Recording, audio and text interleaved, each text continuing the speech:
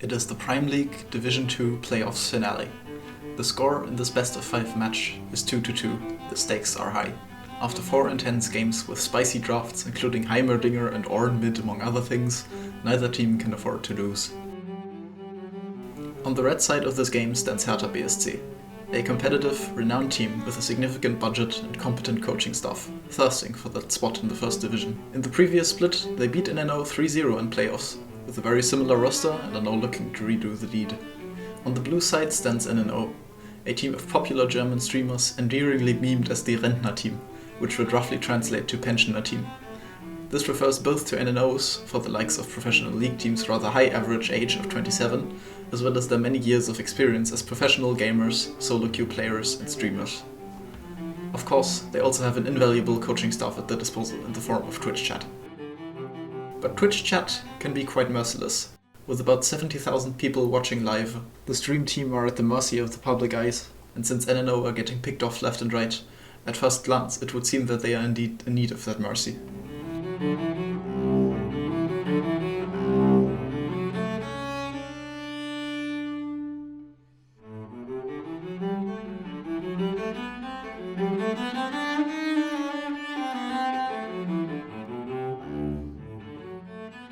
But only at first glance, because upon closer inspection it becomes evident that NNO are actually dominating the game, with clean, good League of Legends macro.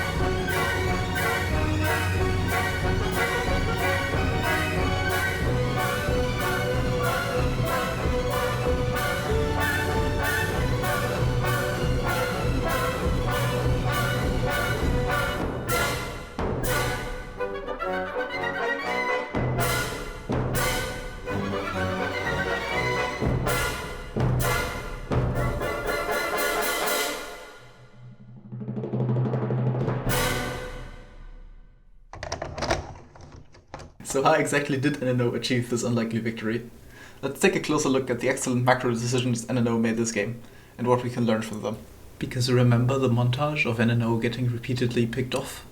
Turns out they were in control the entire time.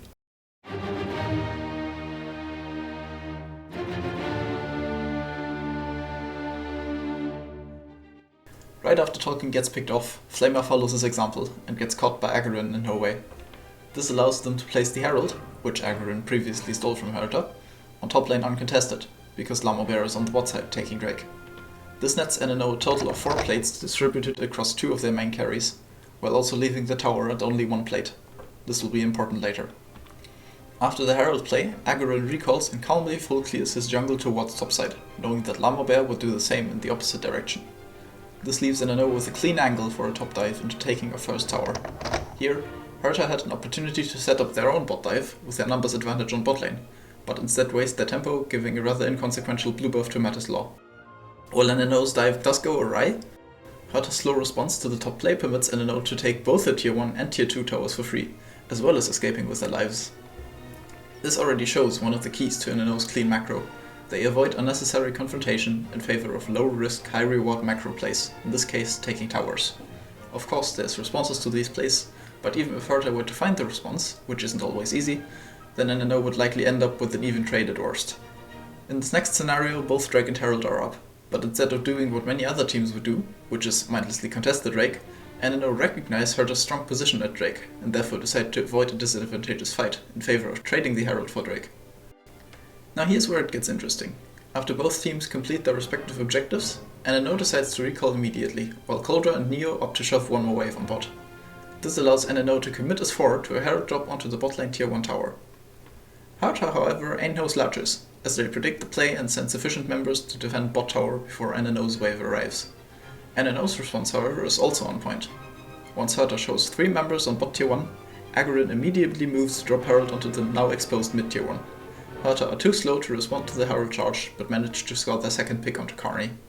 After this, Herta crucially decides to invest 3 members into punishing Tolkien's overextension in bot lane, which is a big mistake.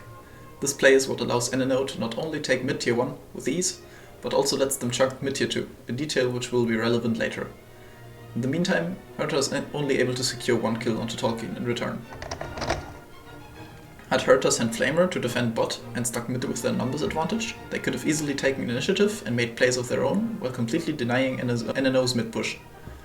As this play turned out, NNO threw a bait which Herta wholeheartedly chewed up. Speaking of bait, here Tolkien goes again. What at first glance looks like a severe overextension from the King of Backdoors turns out to be yet another lure. While Herta are busy committing 3 members to killing Tolkien, NNO plunder the entire rest of the map. No Way takes a free bot tower, after which Agarin finishes off the previously chunked mid-tier 2, and as a cherry on top, Drake is also spawning, with absolutely no way for Herta to contest as they have no control over their own bot side. A beautiful example of how to utilize split push by NNO, and a nice good death by Tolkien. Boss would be proud. Here NNO again find a great way of utilizing their split push threat. Agarin finds a skirmishing angle onto Llama Bear, which provokes both Flamers and Matters Law's teleports. While No Way also commits his TP to ensure his team member's safety, Tolkien does what he does best, backdoor. NNO play the 4v5 slowly and calmly kite out, leaving with a 1-for-1 as well as a free tier 3 top tower on the house. But as already mentioned, Herta ain't no slouches. They end up finding another pick which gives them a Baron angle to get them into a potentially commanding position. Potentially commanding, that is, had NNO decided to contest it. Instead, NNO again calmly decide to give the Nash, and instead opt for taking a good position at Drake. This forces a Nash-chunked, gold-laden Herta to face-check NNO in a desperate attempt to prevent NNO from taking Ocean Soul. Soul Point was enabled earlier by the Bavarian Laser, himself stealing Drake a few minutes prior. The face-check does not end up well for Herta, and they are forced to completely give Soul without any bloodshed. But in case I didn't mention that yet, Herta ain't no slouches. And so they use the remainder of their Baron buff to run down NNO's bot lane and take an inhib, with a rotation for mid lane tier 2 in between waves. Here NNO, however, once again make great use of their split pushing threat, forcing Matters Law, one of Herta's 2 key carries, to recall. The King of Backdooring proceeds to do his name justice anyway, before teleporting to the ensuing fight in bot lane. NNO play the following drawn-out chase beautifully to the strength of their composition, utilizing the Ocean Soul as well as No Way's and Agarin's respective slows to keep chasing and whittling down Herta for an eventual unofficial ace. With now 2 of Herta's inhibitors down, and the third one falling easily due to Agarin finding a pick onto Neo, NNO play the last few minutes of this game flawlessly. While No Way, Brokey and Carney commit to the Elder Drake, Tolkien and Agarin stay behind to slow Herta's advance. Once Herta starts moving towards the Drake, Agarin uses W to slow down Herta's advance while keeping himself safe with his E and ultimate, which gives Tolkien the time to once again live up to his nickname and threaten a backdoor on the top lane. Herta is forced to immediately respond, having to give the Elder Drake and not even getting the kill on Tolkien in the process. With Elder Drake and Baron firmly in NNO's hands, Herta's defeat is now imminent. As I was hopefully able to explain in this video, the way they got there was by 1. Cleverly using their split pushing threat to be as annoying and hard to deal with as possible, 2. Avoiding unnecessary confrontations in favor of consistent macro rotations, and 3. Taking advantage of Herta's overly bloodthirsty playstyle by out-rotating them and trading objectives for kills. I'll be excited to witness how both NNO and Herta do into the Division 1-2 Prime League playoffs and wish both of them best of luck. If there are more interesting games like this one, there may even be another video of this kind. Until then, I wish you all best of luck on the Rift.